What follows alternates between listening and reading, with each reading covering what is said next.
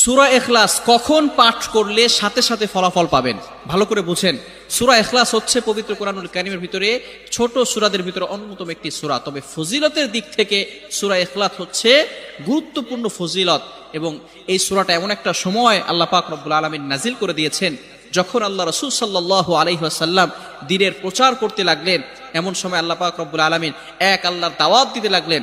তখন কাফেররা আল্লাহ রাসূল সাল্লাল্লাহু আলাইহি সাল্লামকে কোশ্চেন করলো যে, মুহাম্মদ, তুমি তো এক আল্লাহর দাওয়াত দাও, আমরা তো কোটি কোটি দেবতার পূজা করি, তারা আমাদের সমস্যার সমাধান করতে পারে না।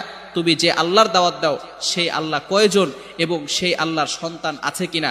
সাথে সাথে আল্লাহ পাক রব্বুল আলামিন এই কাফেরদের প্রশ্নের উত্তরে আল্লাহ রাসূল সাল্লাল্লাহু আলাইহি সাল্লামের কাছে এই সূরাটি নাজিল করলেন, কুল হুয়াল্লাহু আহাদ আল্লাহুস সামাদ লাম ইয়ালিদ ওয়া লাম ইউলাদ ওয়া লাম ইয়াকুল লাহু কুফুয়ান আহাদ। আল্লাহ পাক রব্বুল আলামিন এক, অদ্বিতীয়, এবং আল্লাহ পাক